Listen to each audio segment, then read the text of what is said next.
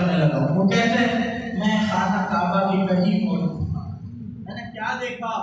وَأَقْبَلَتْ فَاطِمَةُ إِلَى الْكَعْبَةِ، میں کیا دیکھتا ہوں؟ فاطمہ بنت اسد گھر سے چلی کعبہ کی طرف آ گئی۔ وہ کہتے ہیں میں دیکھ رہا تھا وَطَافَتْ حَوْلَ الْكَعْبَةِ، فاطمہ بنت اسد نے کعبہ کا طواف شروع کیا۔